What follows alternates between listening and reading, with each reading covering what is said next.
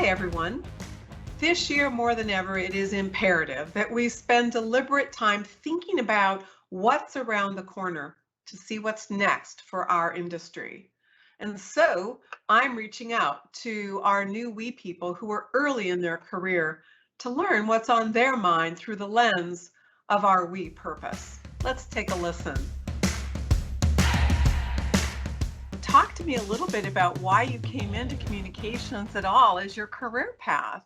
I consider myself someone who gravitates towards story, and being someone who can communicate really well and understanding how people think and how to move them through action is something that I really want to master and hone that craft as I move forward. In communications, it's always important to keep our eye on what we really influence and the outcomes that we really are able to be part of. Tell me a little bit about how you see yourself making an impact with your career. I hope to do that by really bringing my full self to work, right? And I think that comes with all of the good things and the things that I'm working on. So whether that's my strong work ethic, my really creative ideas, as well as the things that I'm passionate about and care about, I want to bring all of that to we, and then just hopefully I grow there, and then eventually, over time, I'm hoping to create some really cool campaigns with a lot of really cool clients. I love that answer. And I think that does tie to the personal mission that you set for yourself. And if you don't mind, I think more than just I would love to hear a little bit about that personal mission that you set for yourself. So my personal mission is just the idea that I want to be an advocate for growth and kindness. I want to be an example that other people can look to and say like, oh, it's possible because Ian has done it in my own small little way, and the people that have also experienced the things that I've experienced. I was a first generation college student. I grew up with very little to no resources, and I want to be the type of person that just becomes an example in the field of communications to show other people that it can be done.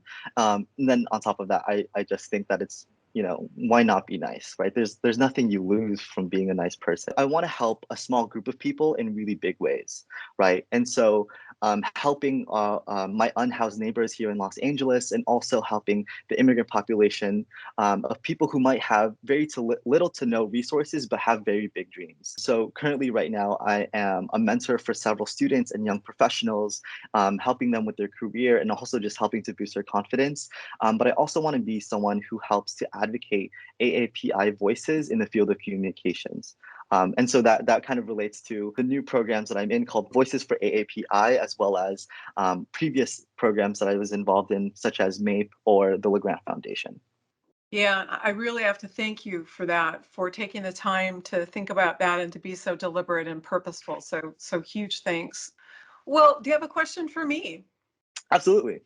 So, Melissa, in the short time that I've been here, specifically in the public relations industry, I've noticed that there isn't a lot of diversity. And I'd love for more people to kind of be in this industry or learn more about it. So, what are you doing to ensure that we continues to bring in more diverse talent, such as myself? And what are you doing to ensure that there's more diversity in the PR and communications industry as a whole?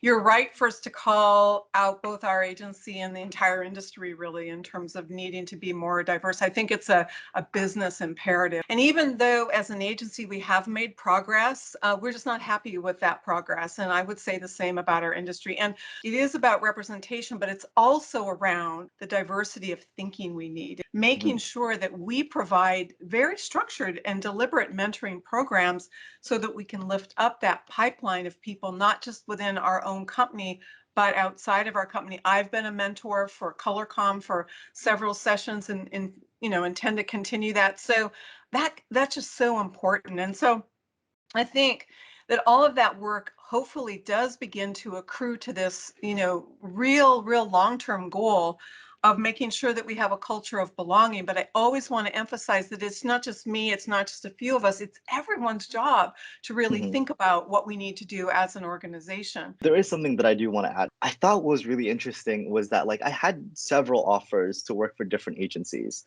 right? Mhm. And as someone who's POC, I obviously have to ask about like diversity. It's a complicated conversation to have, because Yes. like with the industry so predominantly white, it's hard to figure out like where we might come into the conversation, how we might be brought into the fold, the first step is really just pausing and acknowledging that, like, yes, like it is predominantly white, but we're trying our best. We understand and we hear you.